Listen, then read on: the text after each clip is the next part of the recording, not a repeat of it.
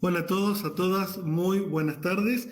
Estamos iniciando esta nueva transmisión del multimedia del Observatorio de Comercio Internacional, transmitiendo en vivo en directo a través de nuestro canal de noticias en YouTube y a través de la radio del Observatorio de Comercio Internacional. Hoy, miércoles 12 de mayo, estamos iniciando este tercer encuentro de las cuartas jornadas del Observatorio de Comercio Internacional, que tiene como título El Mercosur post-pandemia, consideraciones generales en torno a la integración. Este evento reúne un conjunto de colegas de toda la región y que justamente tienen como punto de partida el estudio sobre el Mercosur en estos 30 años que se está celebrando este año. Para la apertura me está acompañando la máxima autoridad del Departamento de Ciencias Sociales, el director decano Miguel Ángel Núñez, a quien le doy la bienvenida y le agradezco este acompañamiento. Señor director decano, un Hola, gusto. Gustavo, buenas noches. ¿Cómo estás? Bien, gracias por Siempre, estarnos acompañando en esta actividad del observatorio.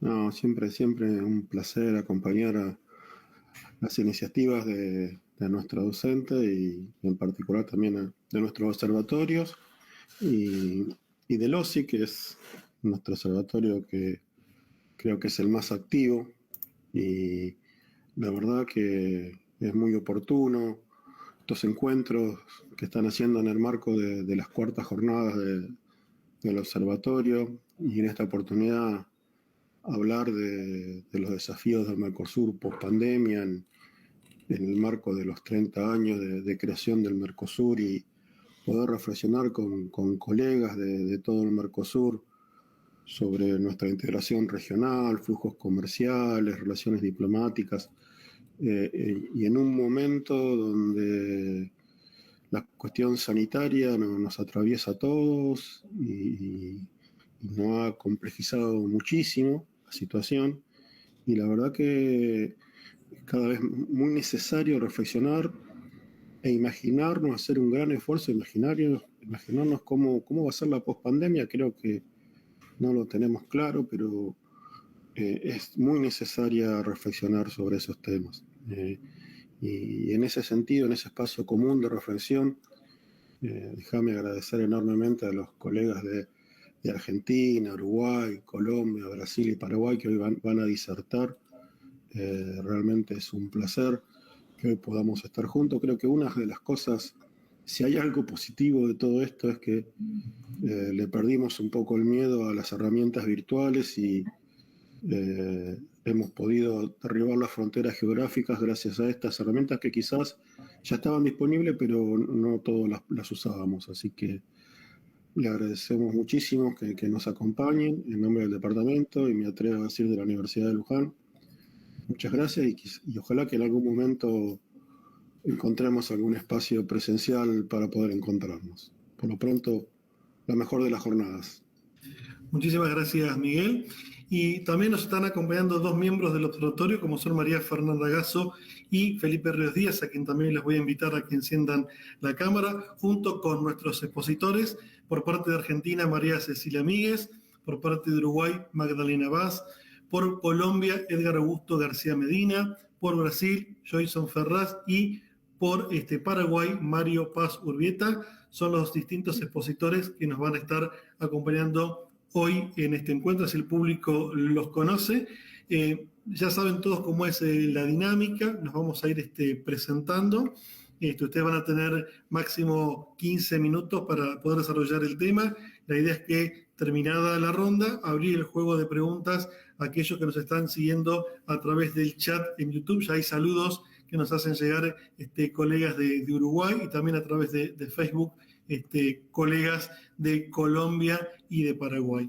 Así que le voy a pasar la palabra a María Fernanda Gasso para que nos cuente quién es nuestra primera expositora. Fernanda.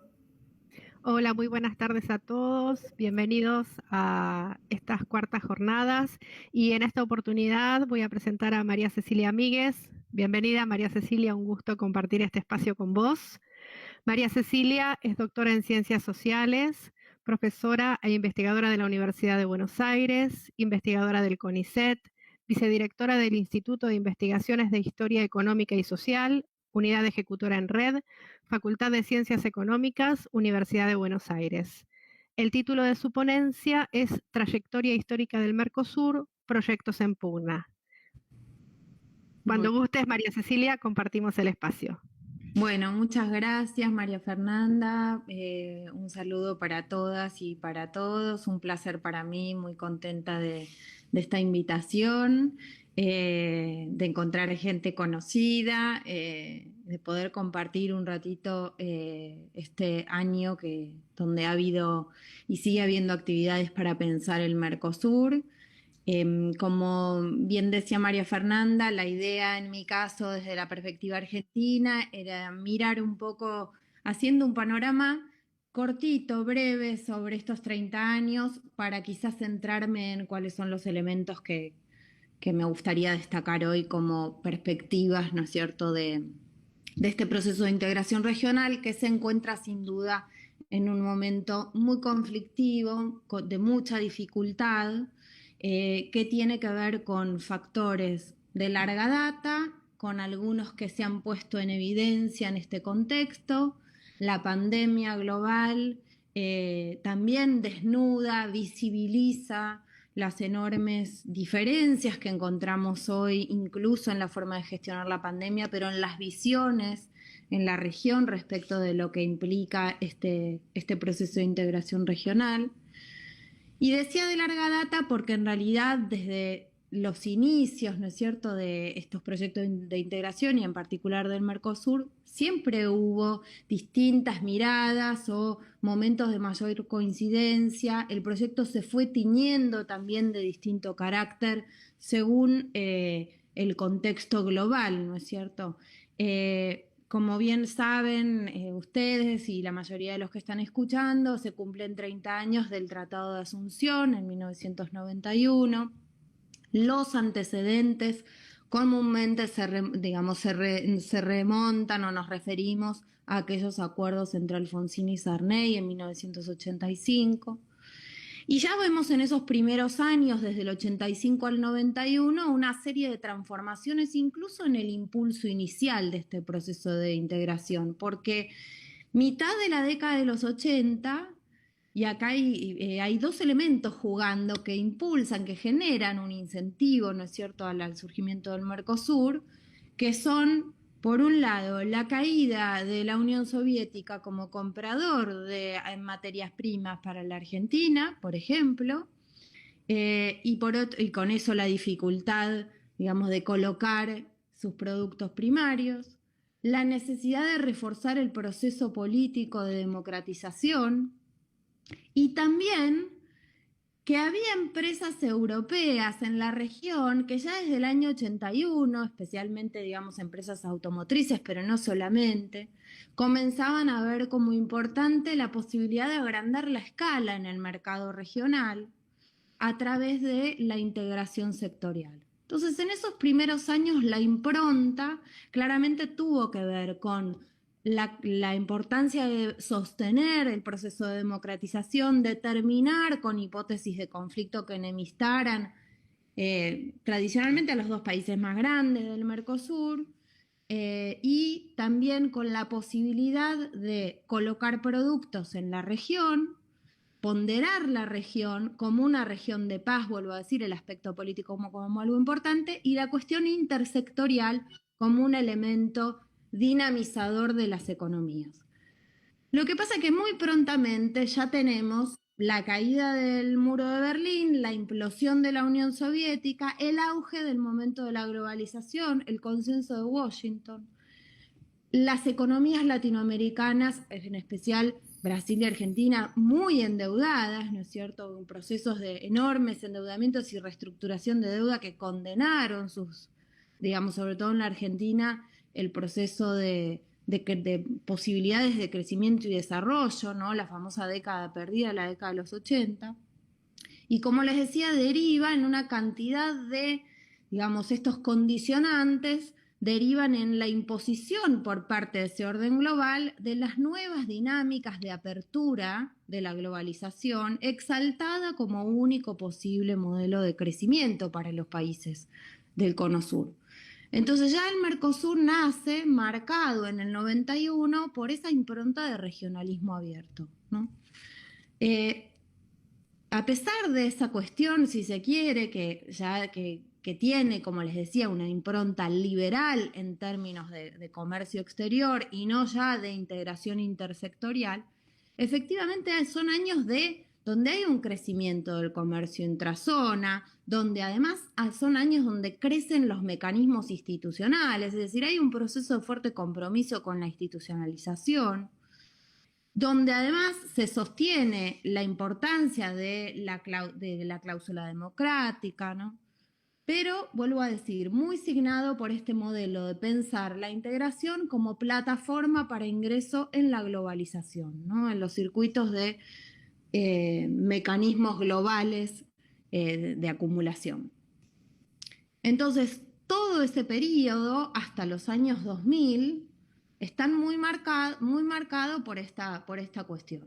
Es exitoso en el sentido de la integración comercial, ¿no? Y acá ya aparece, por eso digo desde el inicio, distintas versiones en los países, en cada uno de los países, respecto de cómo entender la integración. Si la integración es un instrumento para ingresar a las cadenas globales, es un fin, tiene que ver con el carácter estructural de la región, es un elemento de protección política para promover una región pacífica, es un instrumento de desarrollo.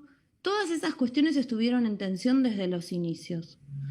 Ahora bien, ya para los años, ustedes saben bien que la crisis, digamos, del neoliberalismo, que llevó a niveles tremendos de pobreza en la población, al descreimiento de la política, abrió el gran proceso de movilización social y popular desde los 2000, abre el juego en los países latinoamericanos a gobiernos que responden a nuevas demandas sociales. Es decir, se le ha dado muchos nombres a este periodo. Yo diría que es un ciclo de impugnación al neoliberalismo, ¿no? Con sus distintas vertientes. Y ahí tenemos algunos hitos, ¿no es cierto?, que van también a marcar esta nueva etapa del Mercosur, que tiene que ver con la gravitación de Venezuela y el rol de Chávez, tiene que ver con la asunción de Lula en 2002, la primera coincidencia en Ronda Doha 2003, ¿no es cierto?, con la Argentina, luego el triunfo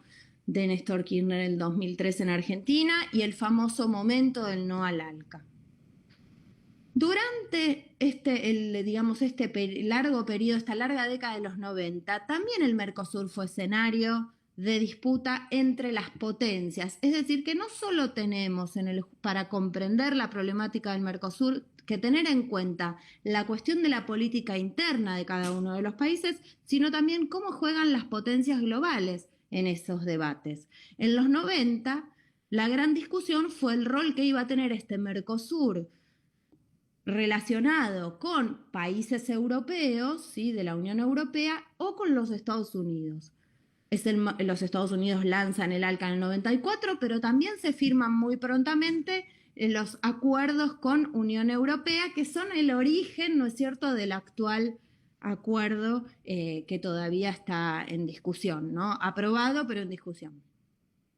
Quiere decir que el problema de la integración en el Cono Sur no solamente tiene los problemas, por eso digo, acá no hay que leerlo con bibliografía escrita para otra parte del mundo, ¿no? Tiene los problemas de cualquier tipo de integración, de la tensión entre las soberanías nacionales, los intereses nacionales y la regionalización, sino que además tiene los problemas de una región que es periférica en el mundo. Y el hecho de que sea periférica no solo es un problema de dificultades para la acumulación o dificultades para el desarrollo, también es un problema para las dificultades políticas de la toma de decisiones y es un problema a la hora de la injerencia que tienen las grandes potencias en este tipo de decisiones, ¿no?, y en este tipo de procesos. Por eso vuelvo a decir, en los 90, y esto se fue recrudeciendo incluso durante el gobierno de la Alianza, la relación entre Mercosur y ALCA, por un lado, la posibilidad de profundizar la relación con los Estados Unidos y ese proyecto para América Latina, y la relación con la Unión Europea, ¿no? Es decir, siempre están en danza estas cuestiones. va a aparecer a partir de 2003 un nuevo actor que también va a condicionar el devenir del Mercosur, que es China. Y va a ir tomando un rol cada vez más protagónico como comprador, y no es menor el hecho que el comercio intrazona disminuye en función o la misma razón que crece el comercio con China como principal socio en América Latina. Entonces, vuelvo a decir, son elementos para tener en cuenta para analizar no solamente la problemática interna, ¿no es cierto?, de los aciertos y los desaciertos que ha tenido el Mercosur en estos 30 años, sino también cómo juegan estos otros actores. Por otro lado, como venimos sosteniendo, a lo largo de estos años ha habido distintos procesos políticos internos que por supuesto tienen su correlato en distintos proyectos de integración regional. Entonces, hoy por hoy, no hay una coincidencia en la región o en esta subregión del Cono Sur respecto de cuál es el rumbo deseable para este proceso de integración. En los 2000, ya con China como protagonista y en este contexto de ciclo de impugnación al neoliberalismo, aparece una integración más focalizada en aspectos políticos, ¿no? Donde, si se quiere, el hito más interesante es el Acta de Copacabana, políticas que tienen que ver con la distribución, con la mejora en la salud, con la infraestructura, ¿sí?, pero muy basadas en la coincidencia de, incluso a nivel presidencial, ¿sí?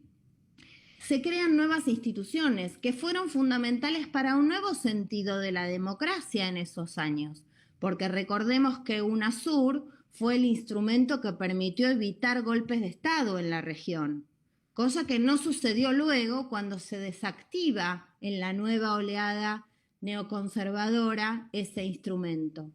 La pandemia, como decía al principio, nos demostró lo desestructurada que está la región, que ni siquiera pudo armar una estrategia conjunta para conseguir vacunas o para gestionar la pandemia del mejor modo, ¿no? Perdón, Cecilia, que te interrumpa. 2 minutos. Sí, perfecto. 2 minutos o 1, 2, perfecto. 2. Bien, entonces, pensando este devenir, que es un devenir que, vuelvo a decir, donde influyen las variables internas relacionadas con lo ideológico, los proyectos políticos, los proyectos económicos, cómo juegan los actores globales que impulsan o hacen más difícil la integración, me parece interesante tener en cuenta hoy por hoy, que ha perdido tanto dinamismo, pensar cuáles son los actores económicos y políticos que sostienen una posible integración. Por un lado, partir de que la integración es positiva de por sí en términos geopolíticos y geoestratégicos, porque se trata de una región que tiene en común su lugar periférico, pero que al mismo tiempo comparte recursos muy importantes y que, si bien el comercio intrazona hoy es bastante menor, es un comercio que dinamiza sectores muy importantes en los países que son parte de este proceso. Entonces, no solamente es una cuestión cuantificable de cuánto se comercia en términos, digamos, porcentuales generales, sino desgranar un poco ese debate y ver qué tipo de bienes son los que se comercian entre los países del Mercosur y cómo esos bienes que se comercian, por ejemplo, el caso de la Argentina y Brasil, en el caso de las manufacturas de origen industrial, lo que dinamizan respecto del sector económico interno, el trabajo que generan, el tipo de trabajo que generan y por qué se trata de cuestiones relevantes, ¿no? Bien, por otro lado, las dos cuestiones que están hoy, o sea, por un lado, los gobiernos tendrán que fortalecer vínculos con los actores económicos y políticos que son los impulsores de la integración, que los hay en todos los países. La discusión hoy presente sobre la flexibilización del Mercosur, por supuesto que es la que está en danza. La Argentina es el país más reacio en este momento, que está más solo, si se quiere, en esa posición en general. Por otro lado, creo que hay que recuperar la importancia del Mercosur como una zona donde se defendió la democracia, cosa que está hoy en discusión y que está hoy en jaque por muchas razones. Son países que vienen sufriendo dificultades con golpes blandos, es decir, recuperar una institucionalidad más comprometida con lo democrático. Y en el mientras tanto tenemos pendiente negociaciones importantes, como es el caso de Unión Europea, Corea del Sur, etcétera, donde es lógico que, por ejemplo, la Argentina siga defendiendo no una apertura irrestricta, porque eso le jugaría totalmente en contra respecto de lo que necesita hoy impulsar para recuperar sus instrumentos de crecimiento y desarrollo interno. No sigo más porque se me acabó el tiempo. Seguro los demás, me quedan miles de cosas por decir, seguro me sumo a lo que digan más tarde. Gracias. No, por favor, gracias a vos, María Cecilia. Y quiero aprovechar, antes de pasar al segundo expositor, que nos están acompañando y auspiciando este evento, el Espacio de Relaciones Internacionales e Interdisciplina de la Universidad de la República de Uruguay, la Universidad de Sao Paulo a través de su programa PROLAM, el Tecnológico de Antioquia a través de la Institución Universitaria Digital de Antioquia y también Mander, una organización sin fines de lucro desde Paraguay. Aprovecho también a todos ellos, les mando un gran saludo que nos están acompañando y también a los que nos están siguiendo a través del chat. Ahora sí, le voy a pasar la palabra a Felipe Ríos Díaz para que nos cuente quién es la próxima expositora. La próxima expositora es Magdalena Vaz. Ella es doctora en Relaciones Internacionales por la Universidad Nacional de La Plata, profesora adjunta de Derecho Internacional Público y Comercio Exterior de la Universidad de la República, Uruguay, integrante del Sistema Nacional de Investigación de Investigadores en Uruguay, y el título de la ponencia es Mercosur, navegar siguiendo la Cruz del Sur. Bueno, muchas gracias por la invitación. Siempre es un gusto para mí estar en la Universidad Nacional de Luján, especialmente en estas actividades del Observatorio de Comercio Internacional. Pude estar presencialmente una sola vez, pero espero volver a hacerlo en el futuro cuando este tipo de eventos vuelvan a ser presenciales. También es un gusto desde el Espacio de Relaciones Internacionales e Interdisciplina apoyar e invitar a este evento. Ojalá sea el inicio de muchos más puentes entre ambas instituciones. Bueno, vamos al tema que nos convoca en el día de hoy. En primer lugar, lo que tengo que decir es que este trabajo que voy a presentar forma parte de un trabajo más amplio que estamos realizando con la profesora Mónica Nieves, que será de próxima publicación. Así que muchos de estos temas los vamos a poder analizar de manera más profunda por escrito y los compartiremos con todos. En primer lugar, el punto de partida. Cuando navegamos, porque el título de esta presentación es Navegar siguiendo la Cruz del Sur, cuando navegamos, o también cuando sacamos una foto, algo que es fundamental saber es desde dónde lo hacemos. ¿Por qué? Porque la foto va a ser diferente. Uno de los elementos que los fotógrafos aficionados como yo o fotógrafos profesionales tomamos en cuenta es desde dónde miramos. Y por eso voy a comenzar diciendo desde dónde miro, desde dónde analizo en Mercosur. En primer lugar, yo soy profundamente mercosuriana, esto lo deben de saber, defiendo al Mercosur, pero también soy crítica de justamente porque quiero que siempre exista más y mejor Mercosur. En segundo lugar, lo que voy a proponer es un análisis desde los márgenes de las relaciones internacionales, buscar esos puntos en los cuales hay conexión con otras disciplinas, como puede ser la economía política o el derecho internacional. Y en tercer lugar, este trabajo pretende trascender las disputas internas por el Mercosur, que como muy bien explicó Cecilia, hoy en día parece que tienen que ver más con el arancel y con esa flexibilización en torno a los acuerdos con terceros. Que no se me malinterprete, el arancel importa y mucho, porque le importa al productor nacional, como muy bien lo explicó Cecilia hace unos minutos. Sin embargo, en este trabajo queremos partir de una visión sistémica, no tanto una visión de las disputas que existen dentro del Mercosur.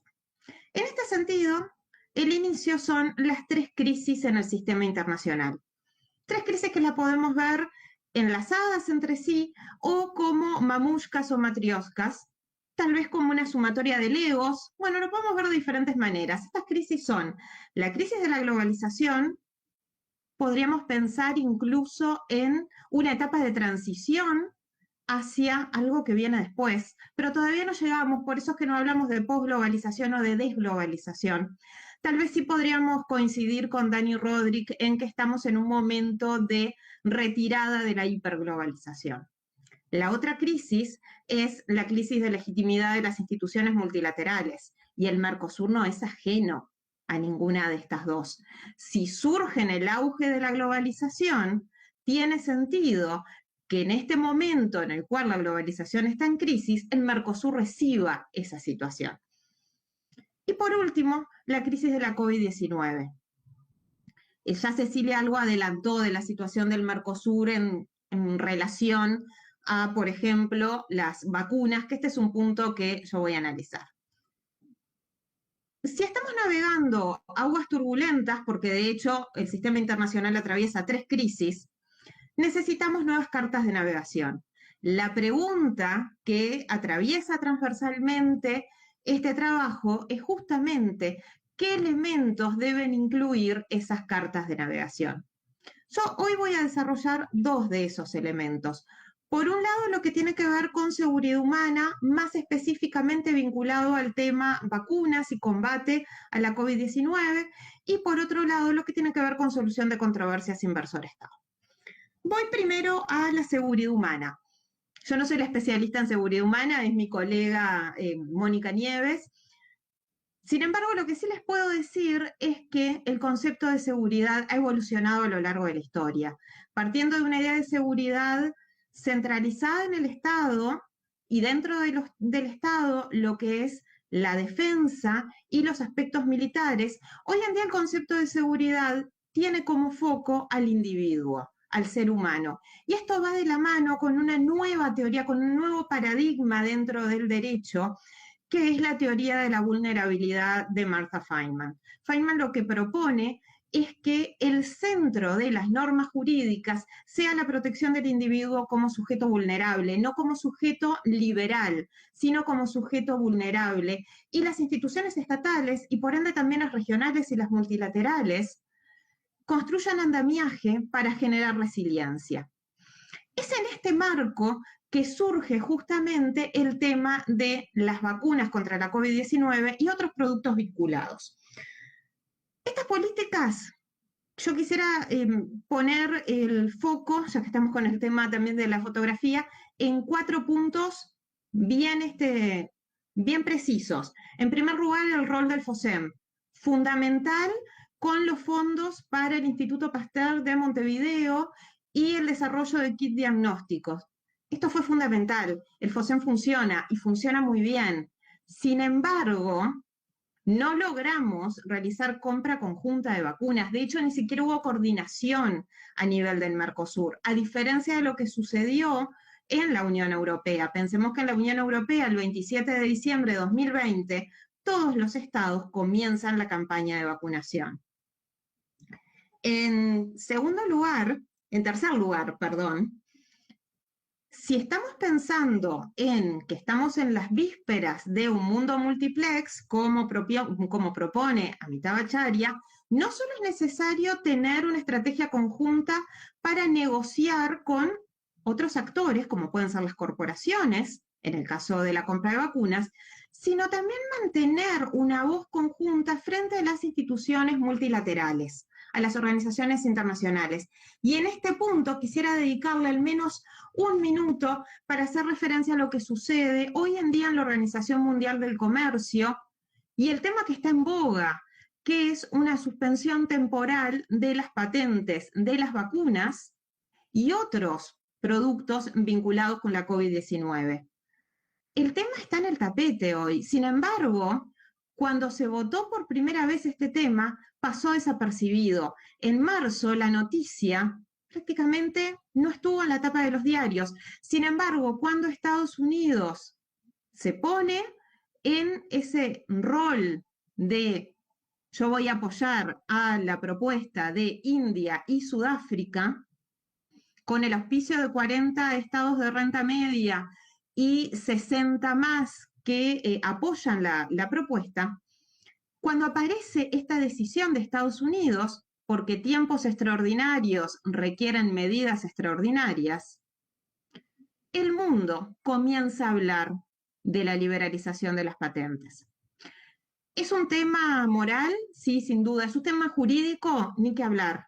Pero no nos olvidemos que también es un tema de seguridad nacional. No solo estamos hablando de liberalización de patentes, también estamos hablando de prohibición de exportaciones, también estamos hablando de si se puede aplicar o no, por ejemplo, el artículo 73 del TRIPS, que hace referencia justamente a los temas de seguridad. Esto fue lo que decía Trump hace poco más de un año con el tema del acero y el aluminio. Y por último, en este punto, porque quiero pasar a la solución de controversias inversor-Estado, el tema de las leyes, de las nuevas leyes que estamos viendo en Argentina y en Paraguay, no así en Uruguay y en Brasil, que permiten firmar contratos entre el Estado y empresas farmacéuticas que tengan prórroga de jurisdicción a tribunales extranjeros, que puedan ser tribunales arbitrales. Pensemos que Argentina es el Estado más demandado del mundo, no solo de América Latina o del Mercosur, sino del mundo, y aún así, en octubre del año pasado, estaba aprobando, tenía la media sanción esta norma.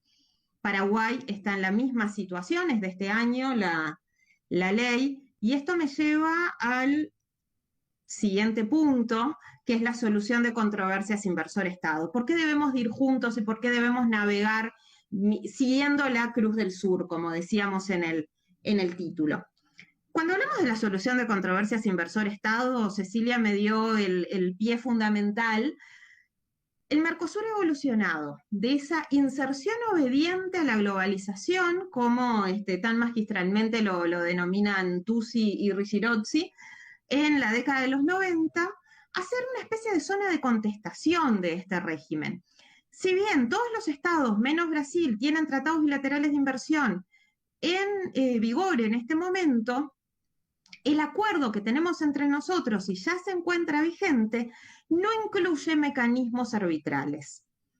Esto es muy interesante porque sigue la posición de Brasil, que siempre ha sido un outsider en el sistema, y es una posición propia en clave mercosuriana. El acervo normativo del Mercosur es diferente al acervo normativo del mundo, y Brasil lo está planteando a nivel de la Organización Mundial del Comercio. ¿Por qué importa este tema? ¿Y por qué sería importante en las nuevas cartas de navegación? En primer lugar, porque se discute hoy en el mundo la reforma del sistema, y ya tenemos una alternativa en la región. En segundo lugar, porque 23 miembros de la Unión Europea, pero los que quedaron afuera también lo están haciendo de manera unilateral, han decidido terminar los tratados bilaterales de inversión entre ellos. No así con terceros. Esto, bueno, ameritaría otro webinar para hablar del tema. Pero hay movimientos importantes. La Unión Europea también ha planteado una alternativa que por primera vez aparece en el CETA, en el acuerdo con Canadá, pero con un problema, que algunos parlamentos regionales no están de acuerdo con este capítulo en particular, con el sistema de tribunales de inversión que propone la Unión Europea. Por tanto, el CETA entró en vigor provisionalmente.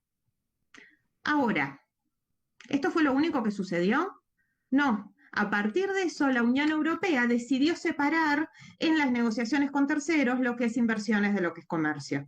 Si será importante el tema que hace que la Unión Europea lo separe.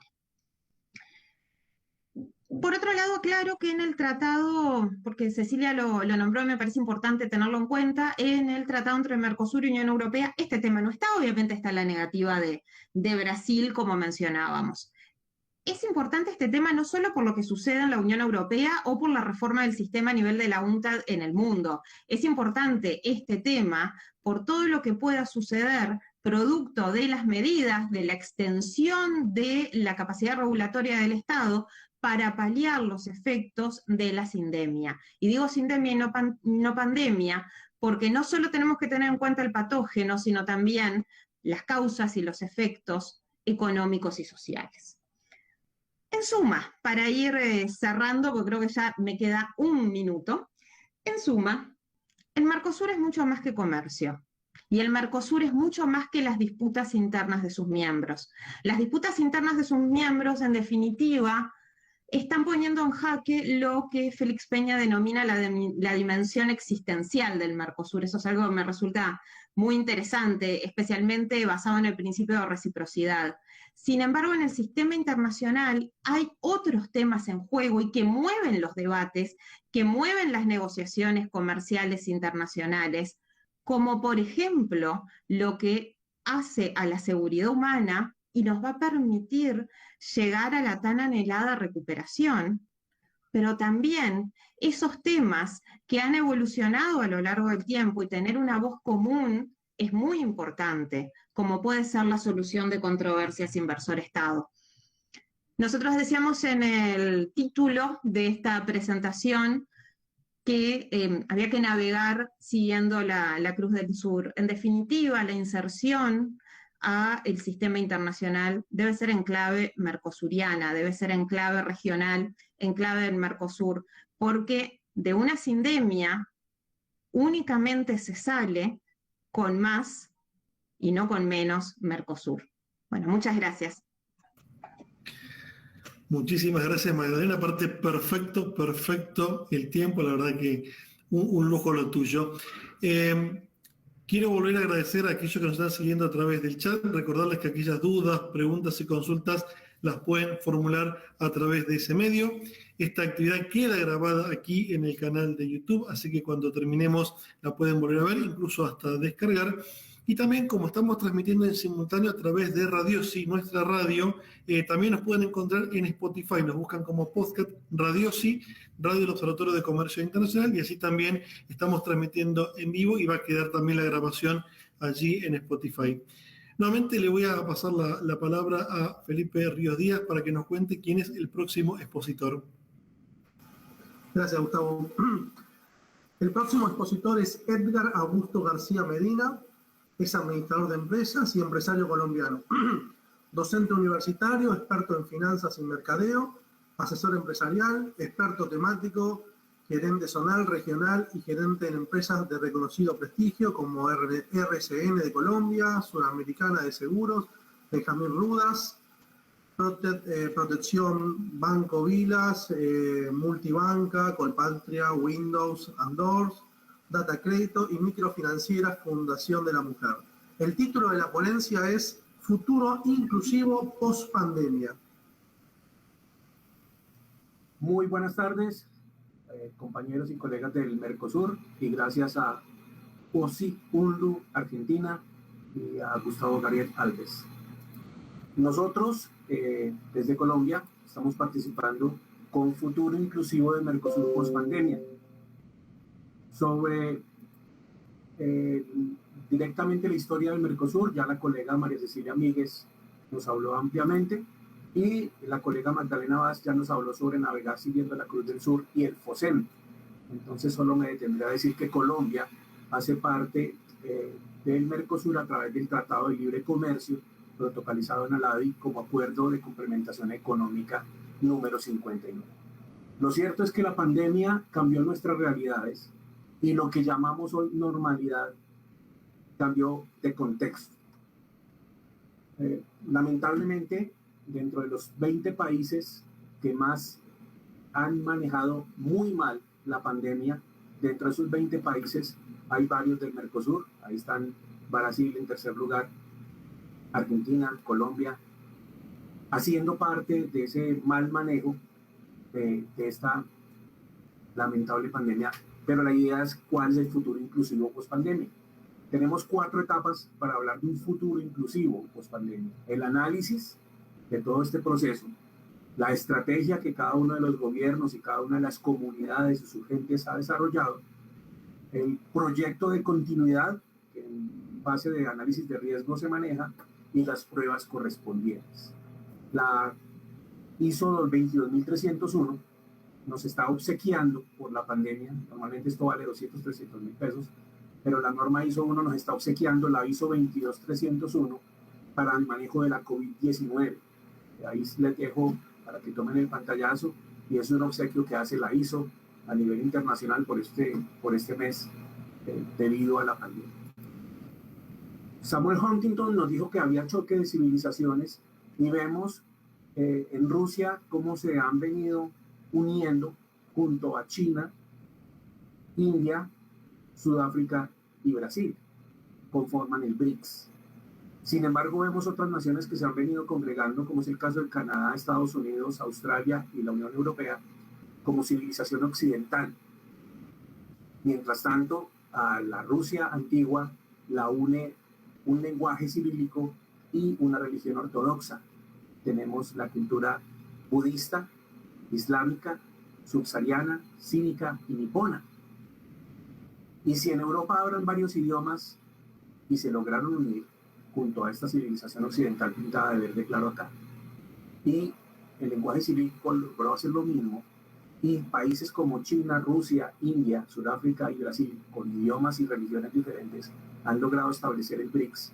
La pregunta es, ¿por qué nuestros pactos del Centro, Caribe y Sudamérica no tienen ese fervor y esa potencialidad que sí deberían tener?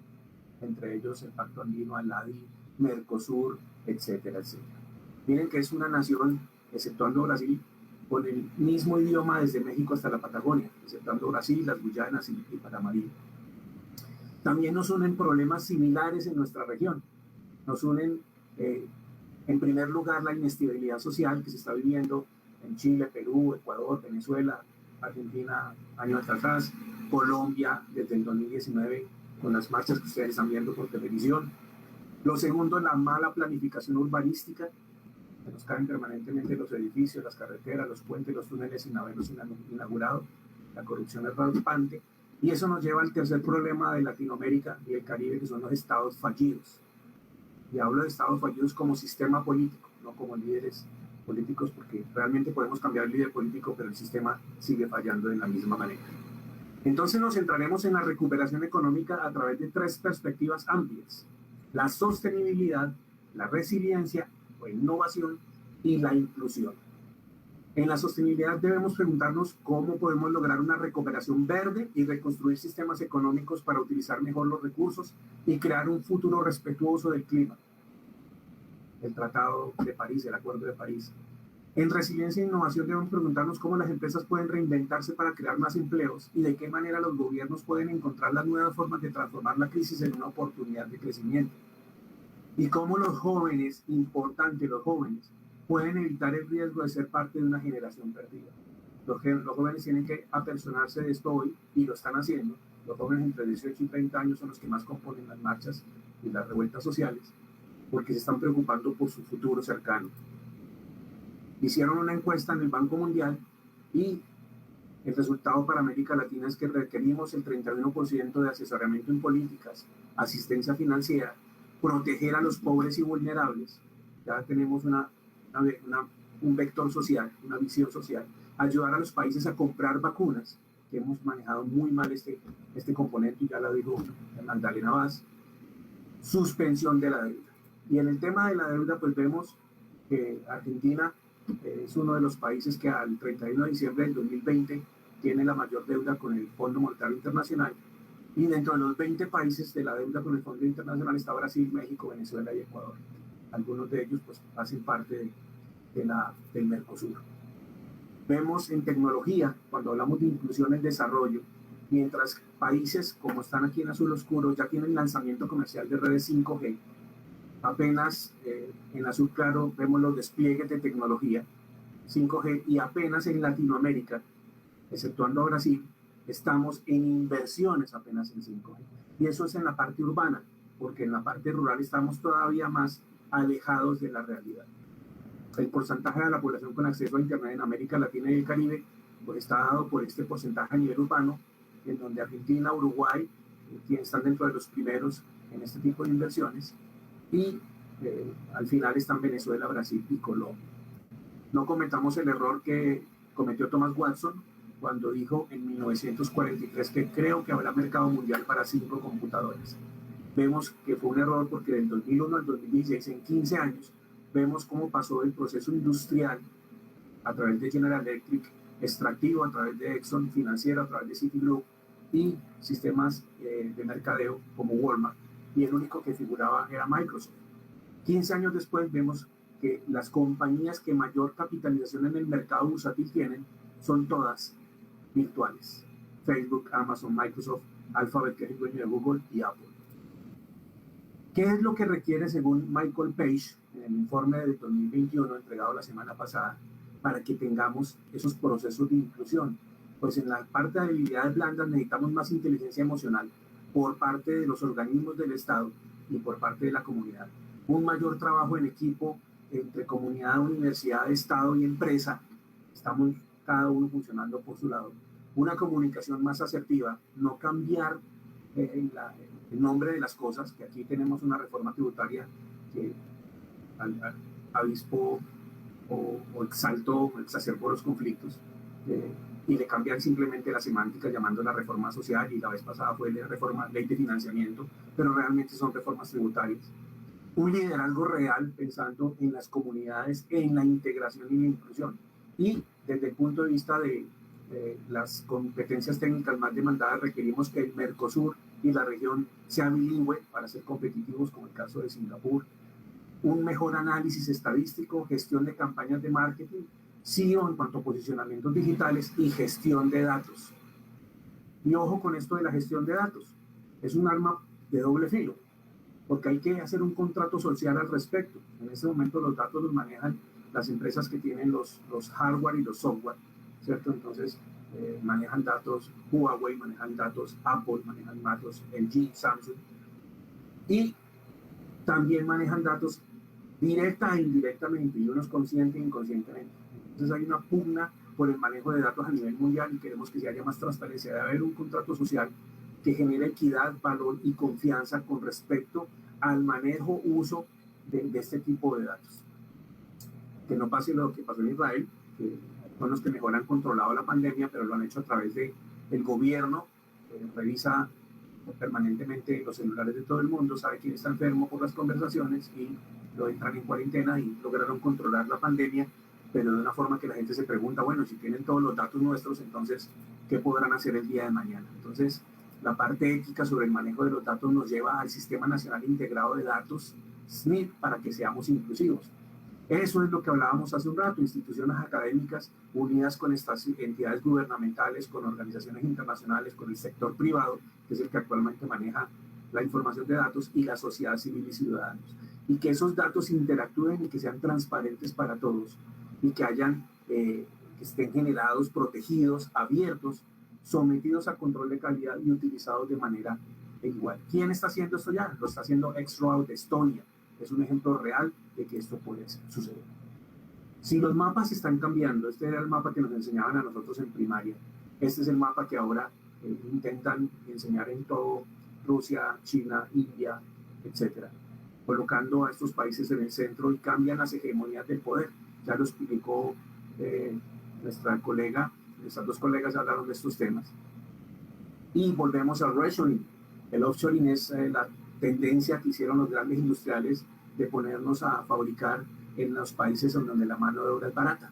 Entonces en Colombia producimos Levi's, en Indonesia, Taiwán, China producen Apple y Microsoft, y los países quieren devolver a sus ciudades o a sus países de origen esa producción para generar empleos. La pregunta es si China puede hacer inversiones en carreteras como el cinturón o la ruta, renovando la ruta de la seda, o el collar de perlas a través de todo el océano Índico, el canal de Suez, el Mediterráneo, y las inversiones que está haciendo actualmente en Latinoamérica y África. Si lo puede hacer China, ¿por qué nosotros no somos capaces de integrarnos con un mismo idioma, un lenguaje común? Hay un avance que ha hecho Mercosur con la Unión Europea, en donde en esa negociación, en ese acuerdo de la Unión Europea-Mercosur, pues vamos a tener el 25% del Producto Interno Bruto Global, o el GDP, el 37% de las exportaciones mundiales de bienes y servicios, el 91% de desgravación, quitar aranceles y impuestos, y el 10% de utilización o consumo de la población mundial. Eso aumentaría, porque el Mercosur pasaría del 1.4 al 23.5 del PIB mundial. La pregunta es, ¿simplemente somos productores para que ellos se vuelvan los intermediarios y ganen? ¿O le vamos a ver un mucho mejor manejo? Respecto a eso, pues vemos pinos que están haciendo diferentes países que pertenecen al Mercosur. Uruguay se unió con Estados Unidos para comprar Fruity for Lumber Company, la mayor productora latinoamericana de madera laminada. Al mismo tiempo, Hidrovías do Brasil generó Hidrovía Paraguay-Paraná, en donde une Brasil, Bolivia, Paraguay, Argentina y Uruguay a través del río, y están manejando toneladas de celulosa y de granos y fertilizantes y de hierro a través de esta vía fluvial. Vemos en el tema de aranceles, el arancel externo común, pues hay países como Uruguay y Brasil que quieren romper estos aranceles comunes, bajarlos. En este momento, lamentablemente, Argentina está frenando la presidencia pro tempore latina argentina en este momento y se opone a esas negociaciones bilaterales con ese tipo de arancel. Vemos cómo otros países siguen mirando a Latinoamérica y al Mercosur y a algunos países para hacer inversiones. Vemos aquí en esta foto la inversión grande que hace China, en medio de Puna, en Caucharí, donde está el parque solar más grande de Sudamérica. ¿Y qué es lo que están haciendo estas inversiones y qué tiene que ver China y BRICS con el Mercosur? Pues las inversiones que están haciendo en Venezuela, Brasil, Ecuador, Argentina y Colombia en energía, infraestructura y minería. ¿Y por qué se fijan tanto en nosotros? Porque dentro de los 10 países con petróleo no convencional pues están Argentina y Venezuela, y dentro de los 10 países con reservas de gas pizarra pues están Argentina y Brasil. Perdón que interrumpa, Edgar, 2 minutos te quedan. Entonces vemos cómo estas riquezas de los diferentes países nuestros son observadas desde otras partes. Nuestros países pertenecen a producción de gas, a producción de electricidad. Países de Latinoamérica están en producción de oro, en producción de plata, en producción de cobre, en producción de naranja, en producción de huevos. También hacemos parte del Producto Interno Bruto. Brasil colabora con el Producto Interno Bruto como uno de los 20 países que mayor Producto Interno Bruto generan. Y vemos el manejo, obviamente, del petróleo con Brasil, México y Venezuela, que tiene reservas pero que no está explotando por su situación económica. Vemos la situación económica de la inflación grande que estamos hablando y vemos la inversión que se debe hacer en el clima. Hablábamos de sostenibilidad a través de lo verde. La WTF ha hecho inversiones, lleva 60 años trabajando en el Amazonas, en cuidar los osos de anteojos y los jaguares y la pulpa de celulosa y el papel, etcétera, pero son los gobiernos los que tienen que entrar a tratar de frenar esa deforestación.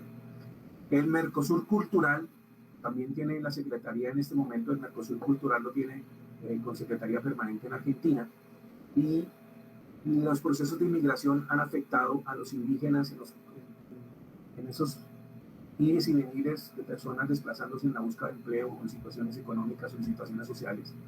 Pero el Mercosur Cultural propende por la patrimonio cultural, integración de museos, prevención, combate del tráfico ilícito de bienes culturales, naturales, patrimonio y turismo.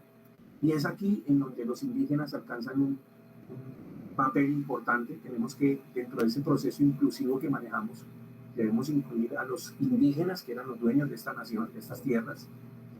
Por eso vemos a grupos indígenas en Colombia, ustedes lo ven en las noticias, tumbando las estatuas de los colonizadores, de los conquistadores españoles y portugueses, porque creen que pues vinieron fue a usurparlos y no deberíamos estarles rindiendo homenaje.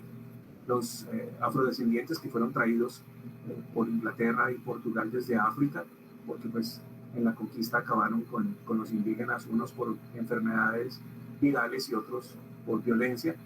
Y el trabajo que hacen los indígenas en la parte de sostenibilidad es importante. Ellos protegen el 17%, repito, el 17% de las selvas y de las zonas de bosques primarios.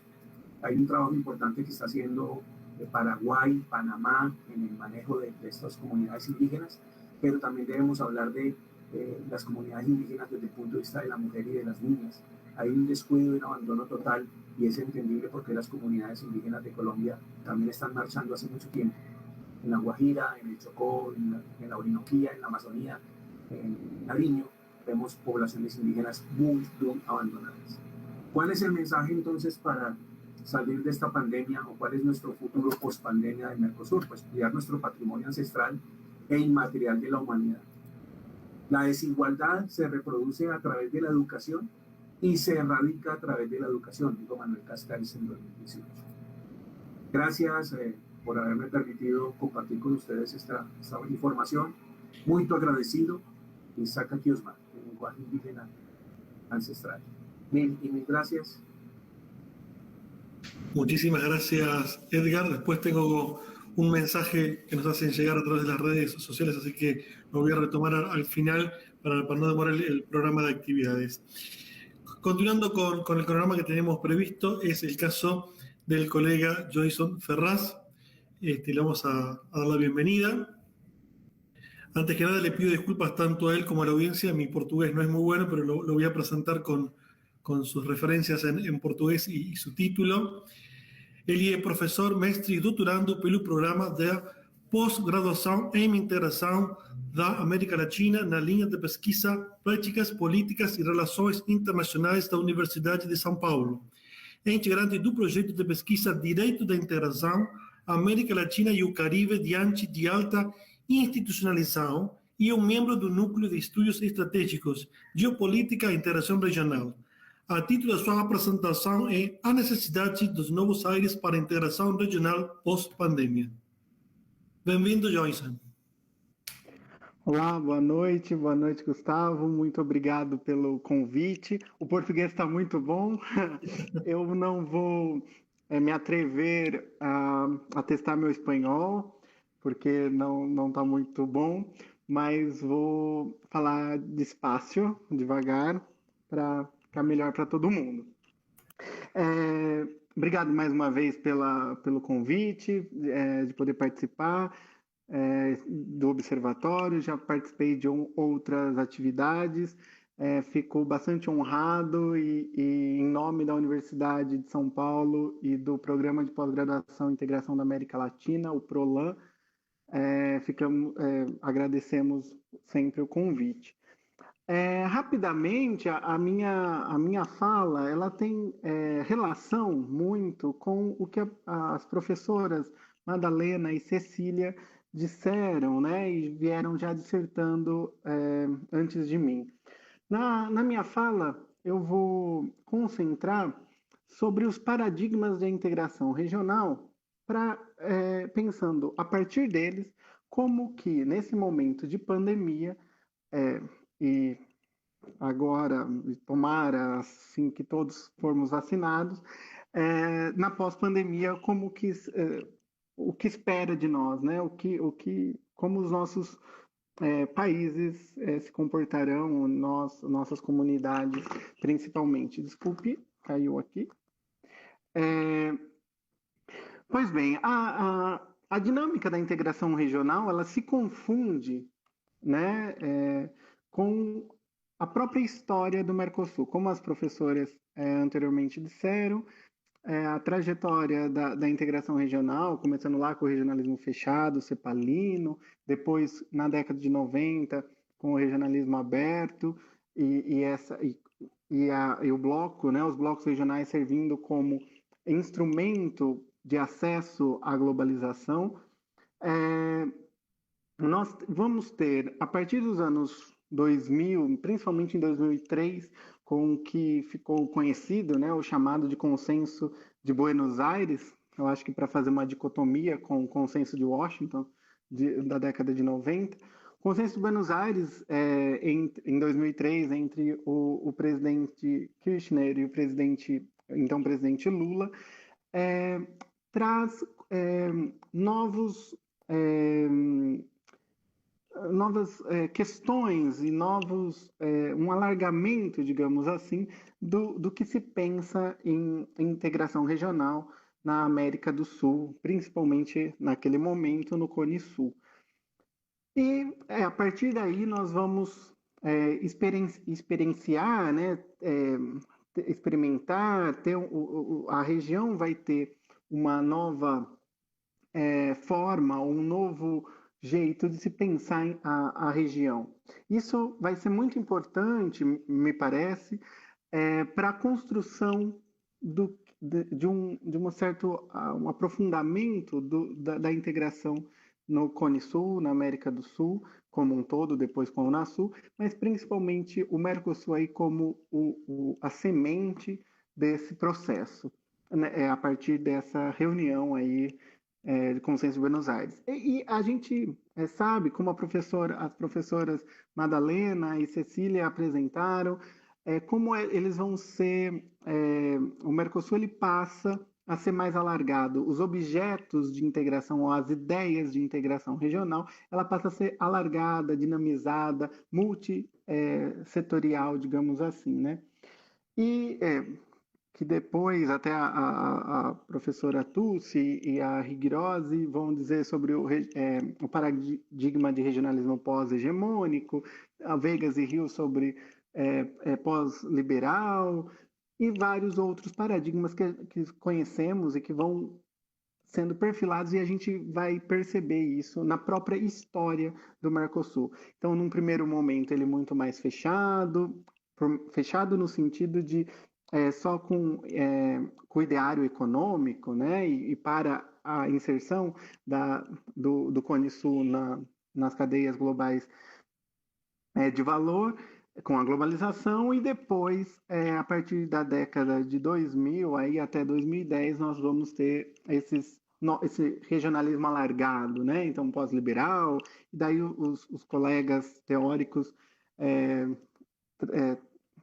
cunharam vários nomes, né? Pós-liberal, multinível, multissetorial, pós-hegemônico e vários outros, mas todos com essa ideia do alargamento, não só mais com foco só na questão econômica. Então, traz Mercosul Social, Mercocidades, desculpe, mais uma vez, Mercocidades, o próprio FOSEM, a construção do FOSEM, quão importante, como a professora Madalena apresentou anteriormente, e a própria ideia da junção entre a tentativa de junção Mercosul-CAN, que foi proposto na construção da Unasul. Porém, nós percebemos, né, e a história recente nos mostra que a partir de 2010, 2015, com as mudanças políticas na região, não só, então, do ponto de vista regional, as mudanças políticas, a nova onda que começa a se formar principalmente com a eleição do Macri na Argentina, mas também o enfraquecimento da política externa brasileira para a região, com o governo da ex-presidente Dilma Rousseff. Temos aí uma diminuição desse foco ou dessa ideia de região mais alargado. E isso acaba se consolidando principalmente a partir de 2015, né? E é a partir daí que me parece que temos que pensar, e principalmente como chegamos até aqui, como várias questões, e que essa nova onda mais conservadora na região, a partir de 2015, transforma os nossos projetos integracionistas e a nossa própria ideia de região nos países, né, da América do Sul, principalmente, e no Cone Sul mais evidenciado. E em 2019, quando da assinatura do acordo do Mercosul com a União Europeia, eu acho que isso é muito interessante para pensarmos o tipo de Mercosul que queremos, ou que a partir de 2019 começou a ser pensado, né? Então existe um enfraquecimento do regionalismo e um distanciamento aí, tanto do ponto de vista político, quanto do ponto de vista da efetividade do Mercosul, né? E agora, mais recentemente, com a proposição do Uruguai, agora, né, nesse mês, sobre, essa semana até, 2 semanas atrás, desse enfraquecimento, digamos assim, ou dessa né, essa divisão interna aí que está parece que se consolidando nesse momento. Mas, além dos paradigmas, né, regionalismo fechado, regionalismo aberto, os regionalismos pós-liberais, pós-hegemônicos e tudo mais, que a academia tentou cunhar, tentou estabelecer, tem também uma problemática que no ano passado, num encontro que nós tivemos também aqui pelo observatório, nós pudemos já começar a pensar sobre isso. E que os colegas que me antecederam já sinalizaram, mas que me parece bastante relevante, que é, com a chegada da pandemia, ela evidencia duas coisas, né? Do ponto de vista interno, doméstico, intrarregional, as mazelas, os problemas estruturais que temos e que começaram ou tentaram a ser pensados para serem resolvidos aí já desde da década de 80, mas com mais efetividade, principalmente no plano regional, a partir de 2003 até 2010. Eu acho que isso é interessante nós pensarmos sobre a coordenação política regional que existia e, e nesse momento de pandemia, né? Então, a pandemia evidencia nossas falhas estruturais, falhas nos sistemas de saúde da região, dos países, né, da região, falha em questão de saneamento, questão sanitária, várias, né, questão assistencialistas e tudo mais. Porém, a pandemia trouxe trouxe à tona uma questão muito séria e que deixou bastante evidência, que é a falta da ideia de região ou do diálogo cooperativo político entre os nossos países. Talvez, eu percebo que muitos analistas ou a imprensa coloca culpa, né, na baixa institucionalidade dos nossos organismos internacionais, nossos blocos regionais, porém, não me parece que seja só isso, né? Me parece que tenha questões mais de cunho político e de envergadura econômica do ponto de vista não autônomo, não autonômico para a América Latina ou América do Sul em específico, do que só a questão da institucionalidade. Obviamente que a institucionalidade desses projetos integracionistas é de extrema importância, mas nós sabemos também o porquê ou os entraves que isso que são causados ou que foram causados para essa baixa institucionalidade, mas me parece que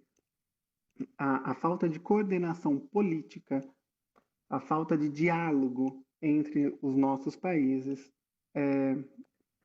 deixou agravar-se na nossa região muito esse estado catastrófico da pandemia. Eu falo principalmente no Brasil, tínhamos um dos melhores sistemas de imunização do mundo. Nós, durante a vigência da Unasul, tivemos coordenação com institutos de pesquisa de toda a América Latina e da América do Sul, principalmente na Argentina e no Chile, e acabamos que, com todas essas reviravoltas e essas questões que já apresentamos, as professoras anteriores também falaram, não tivemos nenhum tipo de coordenação. Tivemos uma conversa no início da pandemia entre os presidentes, os mandatários, porém, muito aquém do que já foi um dia. Então, nesse ponto, me parece interessante a gente pensar esses novos ares para a integração regional. Como pensamos como queremos pensar a região e como a integração regional pode nos ajudar nisso, né? Me parece que a necessidade, o fortalecimento dos projetos, desculpe, a saída das crises sanitárias, econômicas e de todas as ordens que a pandemia nos trouxe, ela passa necessariamente pelo fortalecimento dos projetos integracionistas da nossa região, do Mercosul, e, quiçá, uma coordenação mais ampla como foi ou tentou ser a Unasul. Me parece que esses novos ares para a integração pós-pandemia são duas questões. Uma, e também é bom para nós refletirmos, né? Principalmente... 2 minutos. Ok, terminando.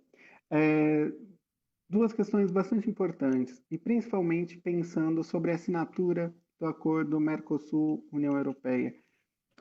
Nós temos agora, nós voltaríamos aos moldes do regionalismo aberto dos anos 90, mas agora muito mais problematizado, digamos assim, pensando enquanto exportador de commodities numa relação bastante empobrecida, digamos assim, das nossas relações com o mundo, ou a gente vai pensar nos voltarmos ou pensarmos a integração regional ou as relações intra-bloco através do Mercosul ou através de algum outro bloco, na ideia de multinível, pensando no fortalecimento da nossa região, voltar a pensar a região. Eu acho que essa é uma escolha com as eleições próximas, principalmente no Brasil, ano que vem, e outras em outros lugares, em outros países. Eu acho que é interessante pensarmos. Eu acho que tem aí duas questões. Nós voltamos para pensar enquanto exportadores de matérias-primas não coordenados, não pensados, e não seria um problema. Eu acho que teríamos que pensar sobre isso. Ou a gente pensar a integração para além só da questão econômica e para além de um grande exportador de commodities, ainda mais com a China na nossa cola. Muitíssimo obrigado, Gustavo, e sigo para o debate. Obrigado. Joyson, muito obrigado pela sua apresentação.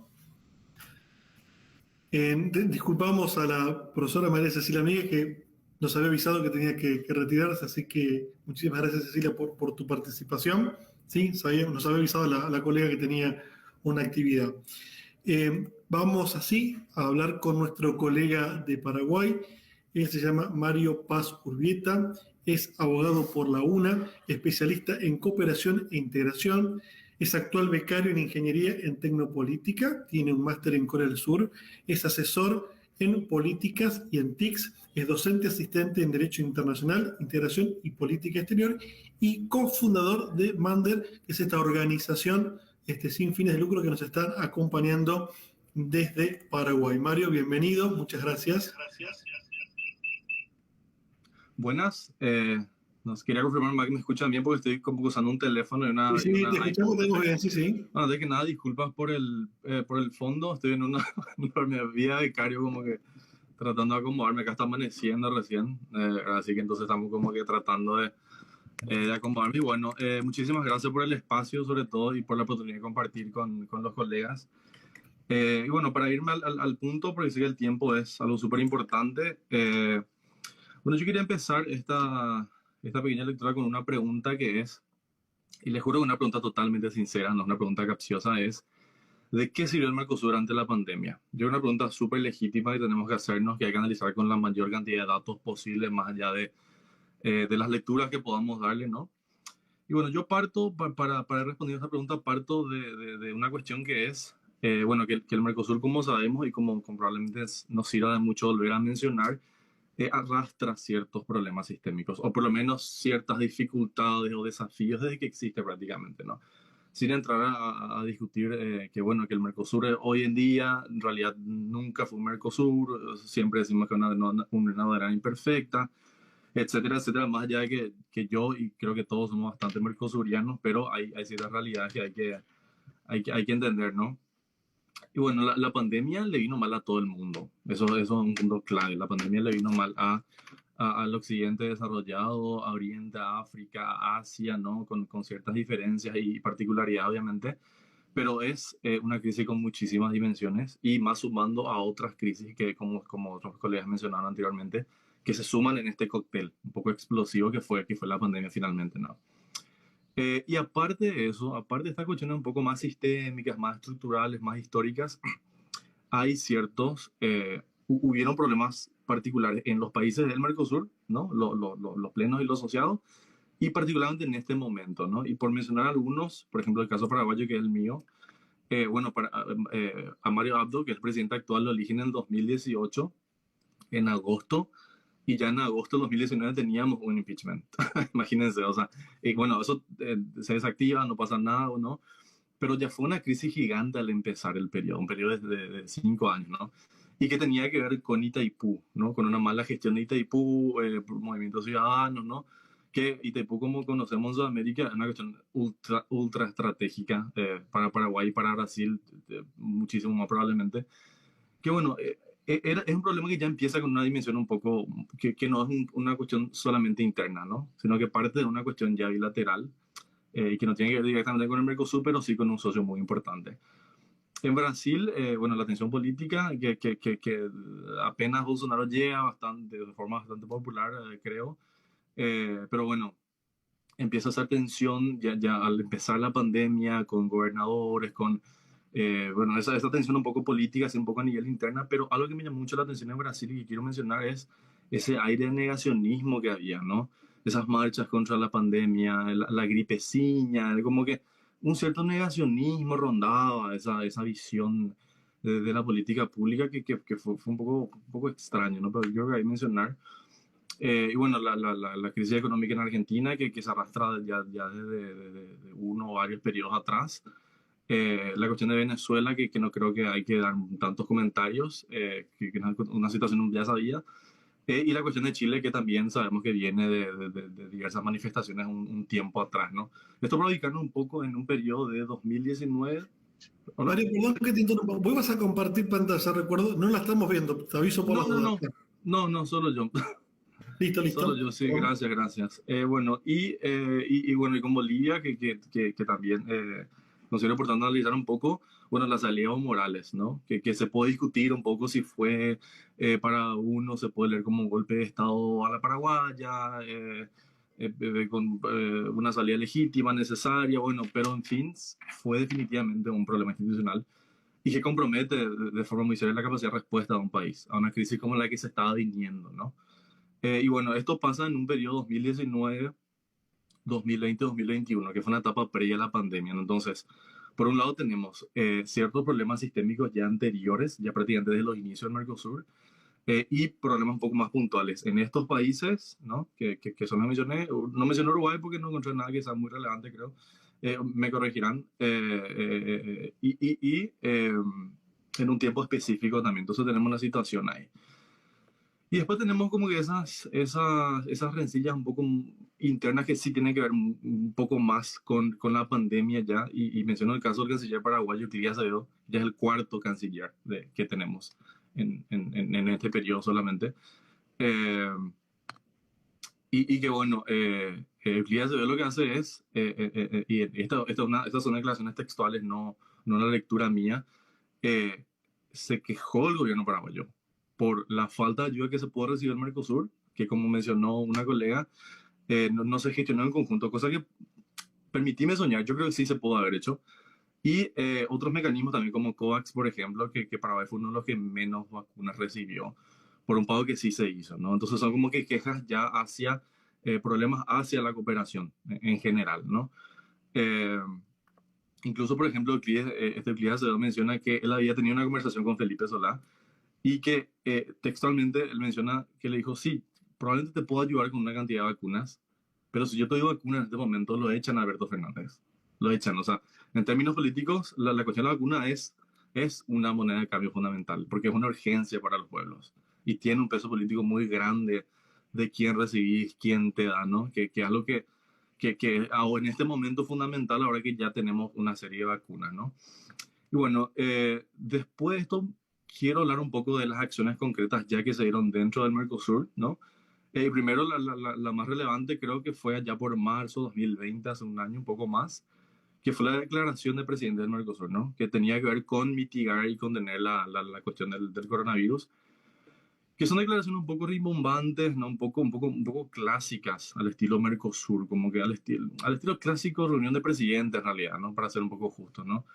Se mencionaba la cuestión de retorno, fronteras, aranceles, circulación de bienes, etcétera. Cuestiones como muy clásicas de la integración, pero que tenían un elemento de coronavirus ya en este momento. Esto fue como la primera instancia, la primera acción que podemos decir, bueno, se va a trabajar en este sentido. Esto fue apenas empezada la pandemia. En Paraguay se declara la cuarentena en marzo de 2020, creo que fue a mediados. Así que esto como fue muy calentito. Después, como mencionó otra colega también, los fondos del FOSEM vinieron en abril de ese año y que se habían acordado 16 millones, casi 6 van para Uruguay, ¿no? Y bueno, la idea de esto era justamente apoyar la cuestión del PCR, los test, los diagnósticos, ¿no? O sea, es una cooperación del FOSEM dirigida directamente a la cuestión sanitaria, ¿no? Eso es lo importante acá, ¿no? No sé si se ejecutaron los 16 millones, creo que no encontré ninguna información sobre eso, pero por lo menos casi 6, 5,8 específicamente se destinaron a eso. Bueno, después tenemos la cumbre 56, que se refuerza la declaración del presidente que mencionamos, la 57, y algo interesante que el Mercosur destacó mucho, pero que si uno se pone a investigar, no fueron acciones que partieron del Mercosur, sino que fueron acciones de los países miembros que el Mercosur como tratado de organizar, articular y difundir, ¿no? Esto fue ya por noviembre del año pasado, 2020, ya bastante tarde, ¿no? Eso también es otro criterio, que la capacidad de respuesta como que en primera instancia podemos decir que fue bastante lenta, ¿no? Y bueno, no quiero aburrirles, pero hay un documento bastante público, que bueno, entre Argentina, Brasil, Paraguay y Uruguay hay ciertas acciones como la suspensión de aranceles, la reducción de aranceles. Paraguay, por ejemplo, baja al 0% el IVA para productos médicos, se prioriza esta cuestión del retorno, ¿no? Que hay que decir que la pandemia del coronavirus en general fue un periodo de muchísimas restricciones a nivel viaje, transporte, ¿no? Pero que al mismo tiempo hubo yo creo que no sé si hubo alguna vez en la historia un flujo tan grande de repatriados, ¿no? Que fue una cuestión crítica, ¿no? Con las cuarentenas en nuestros países, como que cada país veía cómo hacer. Paraguay tuvo que adecuar cuarteles militares, ¿no? Fue una cuestión un poco crítica a nivel sanitario y que tenía una articulación bastante similar en los países del Mercosur. Y si uno se fija en todas estas medidas, hay dos variables que son generales, ¿no? Uno es la cuestión de adquisición de recursos médicos, ¿no? Los países trataron de ver formas como, bueno, te bajo el arancel, te suspendo el IVA por un momento, y la cuestión del tránsito, ¿no? Bueno, establezcamos un régimen especial para que la gente vuelva a su país, bueno, establezcamos una forma en la que la gente tenga que hacer cuarentena si bien. Entonces, tiene que ver con dos cosas que son propias de la integración: el tráfico de bienes y personas. Esa es como que la primera cadena que podemos encontrar entre decisiones articuladas, digamos, entre países del Mercosur y respuesta a la pandemia, ¿no? Bueno, después tenemos la Junta de Jefes de Estado, ¿no? Que fue el famoso lastre, bueno, que la Calle Pou dice que, bueno, que no seamos un lastre, y Fernández le dice, no queremos ser un lastre de nadie, si no te gusta el barco, salí. Como que fue un roce, que no creo que haya pasado a mayores, pero sí como que grafica un poco esa situación y que se agrava con una emergencia sanitaria, ¿no? En el sentido más literal de la palabra, que es una emergencia en acciones también, ¿no? Que tengan que ver con la pandemia en sí, ¿no? Entonces, resumiendo lo mejor que pude de esta situación, quiero volver al punto que fue, bueno, ¿para qué sirvió el Mercosur en la pandemia, ¿no? Y sin comentarios, sin juicio de valor, en primera instancia yo diría que sirvió de muy poco, ¿no? Sirvió de muy poco. Y bueno, muy poco, mucho es una calificación tremendamente subjetiva, ¿no? Pero bueno, mirando un poco otros números de préstamos, Paraguay adquirió 1.600 millones de préstamos, Brasil pidió 4.000 al monetario, entonces son cantidades bastante grandes, ¿no? Y 16 millones, sin menospreciar que sabemos que el FOSEM, y bueno, Paraguay particularmente uno de los países que más se beneficia del FOSEM, pero bueno, yo creo que sirvió de muy poco. Esa sería la primera respuesta, que es mi lectura. Y la segunda pregunta lógica que tiene que ver con esta es, ¿podíamos esperar más? Y yo creo que no se podía esperar más. Y eso es bastante realista y hasta justo para con el Mercosur, ¿no? Bueno, como yo partí en un principio, bueno, la pandemia nos vino mal a todos. O sea, le vino mal a Estados Unidos, le vino mal a China, le vino a países con los PIBs más altos y los per cápita más altos del mundo. Entonces, ¿por qué tendríamos que pensar que un proceso de integración con problemas con desafíos, ¿no? Tan estructurales, tan grandes, lo que siempre mencionamos, las asimetrías, la falta de acuerdo para lanzar externo común, etcétera? Porque en ese contexto pensaríamos que el Mercosur iba a venir a ayudarnos más de lo que pensábamos, ¿no? Yo sé que hay una cara gigante subjetiva en lo que estoy diciendo, pero creo que estoy tratando de explicar la situación, ¿no? Nos sirvió de mucho y yo creo que lo que se pudo conseguir con el Mercosur, ¿no? Estas articulaciones, esta definición de fondos, ¿no? Priorizando estas cuestiones, eso es lo que se podía esperar, ¿no? Eso es lo que se pudo hacer, se agradece el esfuerzo y eso fue lo posible. No se podía esperar más. Pero en términos generales, esto que se hizo fue demasiado poco, ¿no? Y hay otra cuestión que quiero meter más en la discusión, que es, hay varios autores, yo leí varias lecturas que decían que la pandemia viene a cuestionar el proceso de integración. Y yo estoy totalmente en contra de eso. Yo creo que el Mercosur tiene sus dificultades estructurales desde que existe y hay problemas políticos particulares en este momento y en estos gobiernos, en estos miembros actuales. Pero la pandemia no viene a cuestionar algo, ¿no? Hay que ser como que justo también con el bicho, con el virus. Y bueno, no se le puede echar la culpa de una falta de respuesta a un organismo de integración que venía arrastrando todos estos problemas, ¿no? Y bueno, eso era todo. Nada, me gustaría darle el tiempo a la mesa, como se dice, a Gustavo y nada, no sé si hay que seguir con la discusión o nada. Mejor así ahorramos tiempo. Muchísimas gracias. Muchísimas gracias, Mario. La verdad que venimos bastante bien con el tiempo. Les voy a pedir a todos los que están presentes si pueden encender su cámara, ¿sí? Así les voy contando un poco las preguntas. Hay saludos a todos ustedes, tanto a través de la charla del chat aquí por YouTube, también por Instagram, van llegando algunos comentarios, por Facebook también. Lo que hice que me pareció más ordenado para no abusar del tiempo de ninguno de ustedes, reagrupé algunas preguntas y ya las fui marcando para hacer más fácil esto, ¿sí? Voy con la primera la hace Gladys, se la hace a María Cecilia, bueno, María Cecilia no está, pero es a María Cecilia, a Magdalena y a Joyson. Les voy a pedir que sean breves con la respuesta porque sabemos que da para muchísimo, pero no quiero alargarlo mucho ni abusar del tiempo de ustedes ni que nos esté escuchando, ¿sí? La pregunta dice así, insisto, es para Magdalena en este caso y para Joyson. ¿Cómo evalúan la relación entre el presidente de Brasil y el de Argentina? ¿Qué tensiones perciben ustedes desde la academia? ¿Quién quiere empezar? Magdalena. Que empiece el colega de Brasil, que es el principal involucrado. Ya sé que a mí me van a preguntar por el episodio del lastre, pero viene después el lastre, me imaginé, así que para mi colega de Brasil esta pregunta. Ok, obrigado, Madalena. Obrigado, Gustavo. Obrigado aos participantes. Então, é bastante complicado, digamos assim, essa relação, principalmente com o presidente brasileiro agora, Jair Bolsonaro, né? Nós temos como o colega paraguaio bem disse, e acho que além da academia é notório, talvez o mundo todo saiba, Nós temos um presidente negacionista, né? Agora está tendo uma CPI, uma comissão parlamentar de inquérito, no Senado Federal sobre as ações do governo federal durante a pandemia.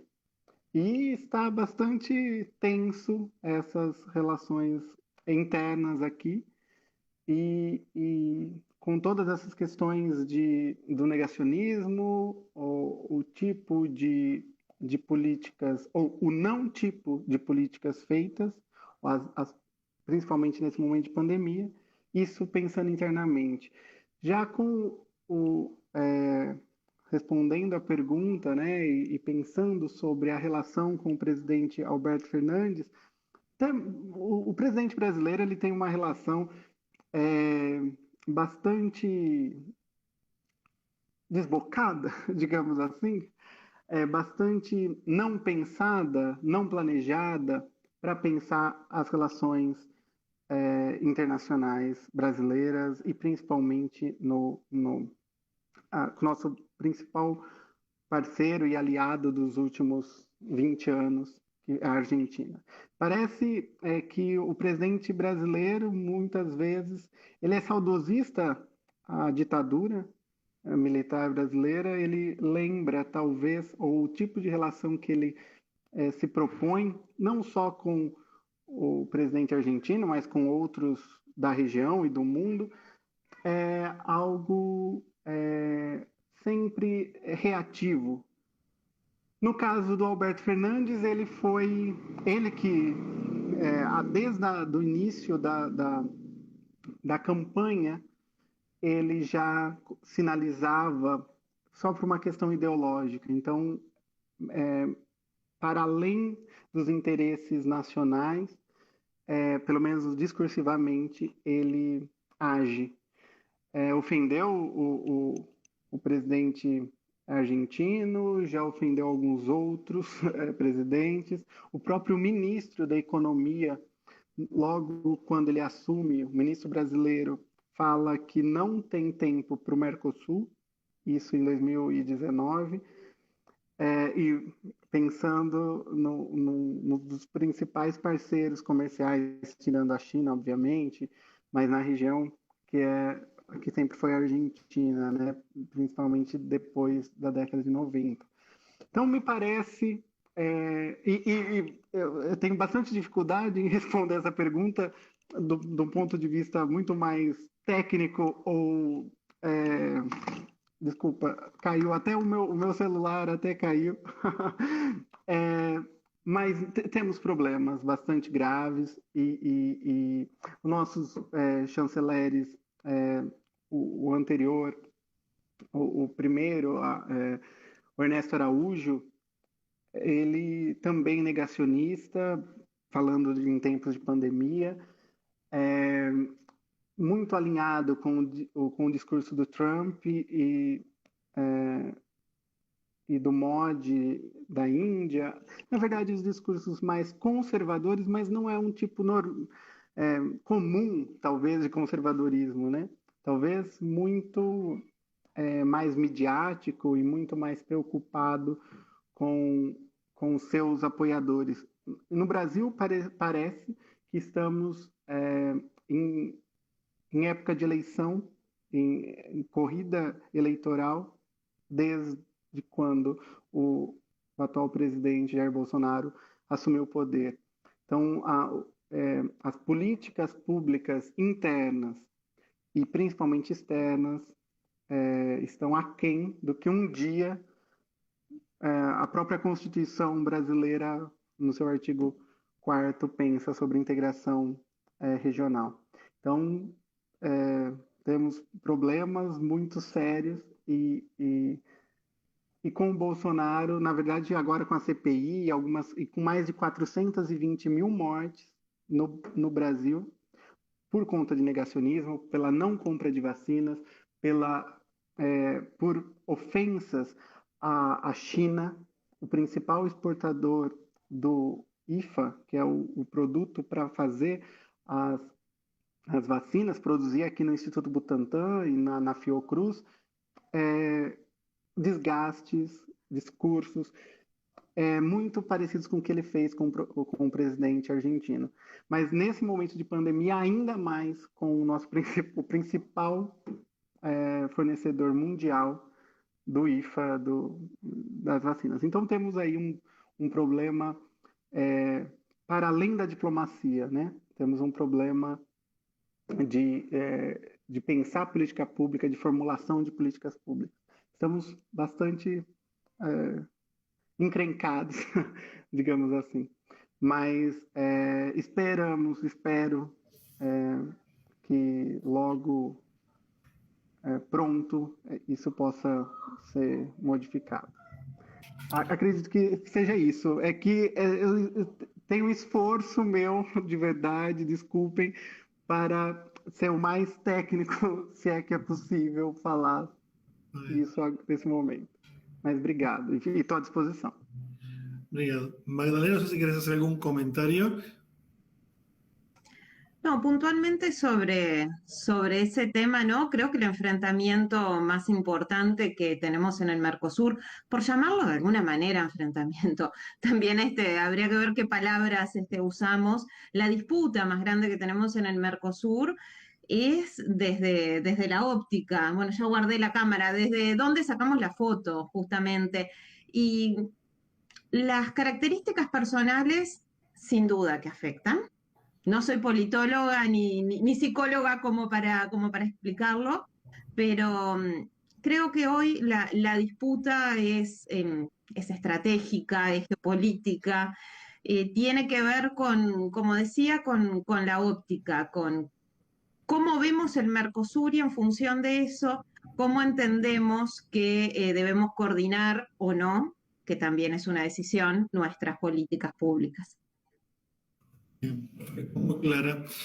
La segunda pregunta está muy ligada también y reconozco que tuve un cambio un poco en la redacción porque fueron llegando medias y eran indescifrables algunas, así que acá tuve que poner un poco de mano y cambiarla, pero se respeta lo que estaban preguntando. Esta también va para Magdalena y para Mario y dice, ¿qué tipo de acción conjunta proponen que creen que se podría desarrollar desde el Mercosur para enfrentar la pandemia y si creen que hay voluntad política para avanzar en ese sentido? O sea, había varias preguntas que se referían a que ustedes hablaban de propuestas y como que el Mercosur se ha quedado corto en esto y que no se pudo avanzar, compararon con otros. Entonces, bueno, yo achiqué un poco la pregunta para contextualizarla en esto. ¿Cuál sería la propuesta que ustedes creen que se puede desarrollar desde el Mercosur respecto a la pandemia y si creen que hay voluntad política para avanzar en ese sentido? No sé quién quiere comenzar. Si quieren, yo empiezo con la segunda parte, con lo de la voluntad política. Lo quiero responder desde la física cuántica y desde la falsa paradoja, que a veces pensamos que es cierta, pero en realidad es falsa, la falsa paradoja del gato de Schrödinger, que lo estamos viendo todo el tiempo en el Mercosur. Si recuerdan ese experimento que era ficticio, porque en realidad es un experimento más de tipo teórico. Schrödinger nunca puso un gato adentro de una caja, eso habría que aclararlo. Y en un momento el gato parecía estar vivo y muerto al mismo tiempo, porque al cabo de un periodo no sabíamos si ese frasco se había roto o no, y si se abría la caja, corríamos el riesgo de romper el frasco y el gato moría.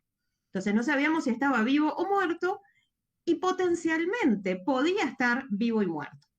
Parece que el Mercosur se ve así, que está vivo y que está muerto al mismo tiempo.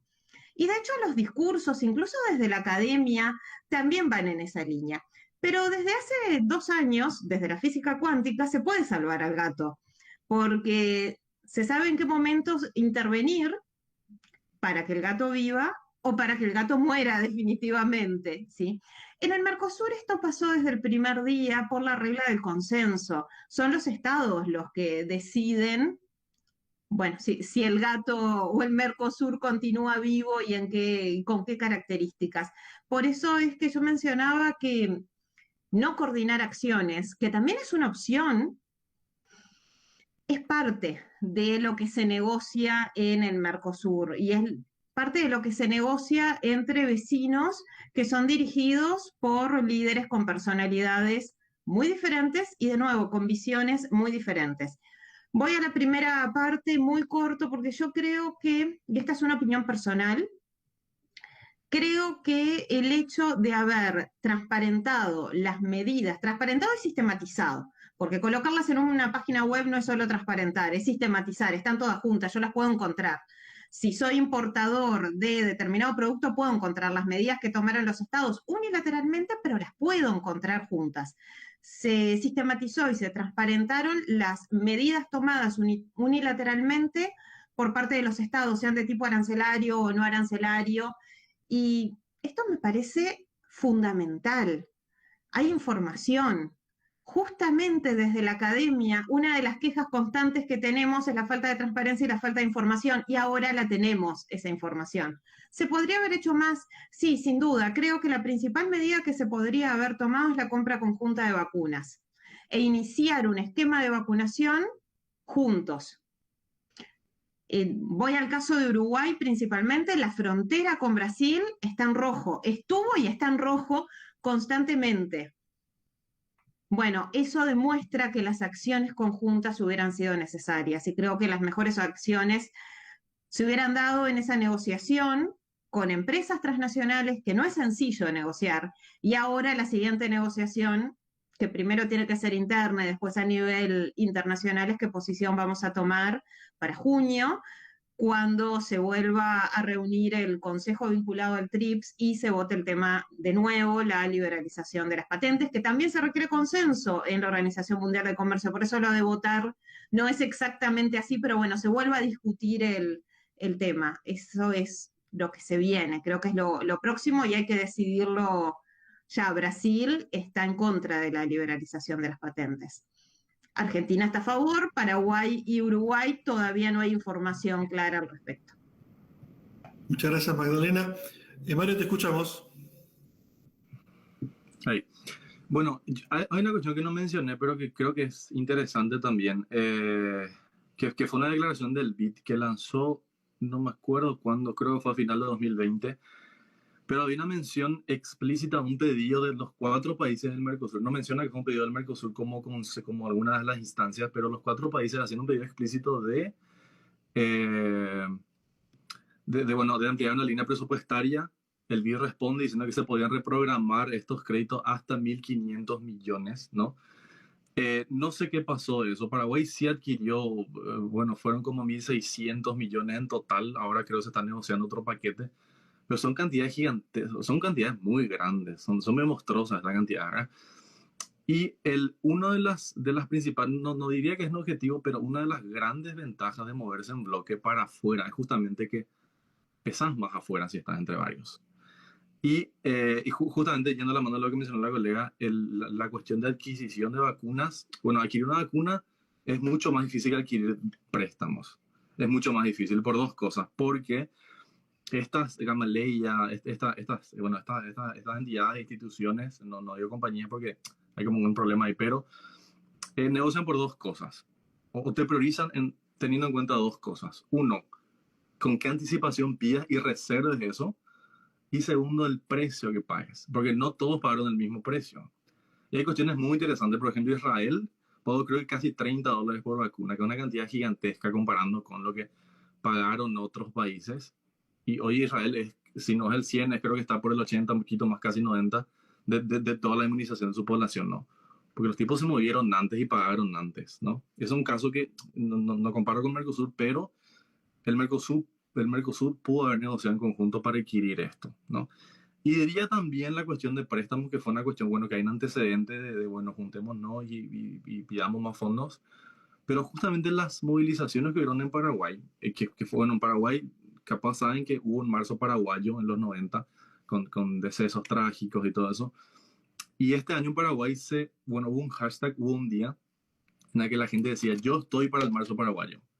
En la que la gente se volvió a mover en el mismo lugar en marzo, otra vez. Marzo 2021 en plena pandemia, ¿no? Y la principal razón era la mala ejecución del préstamo, ¿no? O sea, Paraguay con un presupuesto, siendo un país pobre, pequeño, etcétera, etcétera, podríamos decir que sí tuvo los recursos para gestionar la crisis. En un principio, tuvo una línea grande presupuestaria, comparando con el presupuesto de salud, el programa de inmunización, etcétera, cualquier número. Fue un número grande de plata, ¿no? Y la principal queja fue la falta de ejecución. Entonces, lo que hoy es que te diría en un principio también que otra acción necesaria sería moverse en conjunto para adquirir préstamos, para adquirir ayuda financiera, reembolsable o no, pero podría no ser una solución esa por justamente teniendo estos antecedentes de falta de gestión, ¿no? Entonces, y otro punto que quería mencionar era las donaciones que recibió Paraguay, y las primeras donaciones de vacunas que recibió Paraguay vinieron de Chile, un país asociado, pero ni siquiera vecino, a la Federación Rusa, India con Covaxin y Qatar. Países que están totalmente, bueno, si bien hay Rusia y Chile son los que más nos compran carne, hay como que un lazo muy poderoso ahí en el medio, interesa lo que sea, pero llama la atención, ¿no? Pareciera que podríamos pensar en un principio que, bueno, sería más lógico que el Mercosur o por lo menos nuestros vecinos socios sean los que nos ayuden un poco con eso, ¿no? Pero resultaron ser otros bastante distantes. Entonces, bueno, la acción concreta es, y yo creo que la principal, la que probablemente aún hay tiempo de gestionar, es la adquisición conjunta de vacunas para afuera. Esa es la cuestión clave. Esa es la cuestión clave. Mario, muchas gracias. Antes de pasar a Edgar, yo recuerdo el año pasado que habíamos hecho un webinar latinoamericano, yo estuve participando con otros colegas de Brasil, y me acuerdo de una propuesta que ya barajamos, que era sobre la posibilidad de producción regional, la producción conjunta de medicamentos y determinados insumos para que no se hicieran tan dependientes desde comprar un barbijo al exterior, desde comprar hasta un paracetamol, y sin embargo todavía no he visto eso en marcha, ¿no? Sí, estoy escuchando por ahí al presidente argentino que está negociando, como decía Magdalena, esto de las patentes y de empezar a producir una parte del componente aquí en Argentina o envasar una parte final, pero no veo ese momento en bloque. Por eso coincido con las lecturas que ustedes están haciendo. Veo como movimientos muy por separado, ¿sí? Creo que la pregunta que apuntaban con Brasil y Argentina tiene que ver con eso, ¿no? Hay dos enfoques un poco encontrados entre el presidente Jair Bolsonaro y Alberto Fernández. La última pregunta es para Edgar, pero en realidad más que pregunta, Edgar, lo que hemos recibido, y me imaginé que es lo que iba a ocurrir, preguntas en general, y acá yo sé que da para mucho, pero te voy a pedir que seas bien concreto con respecto al tiempo. Nos están preguntando algunas palabras tuyas respecto a la difícil situación que está atravesando Colombia, ¿sí? Lo que nos están haciendo las preguntas tiene que ver con esto. Así que quiero aprovechar que estás conectado y que nos puedes pasar de primera mano cómo están viviendo allí esta situación que uno puede leer en los diarios o apenas ver en la televisión.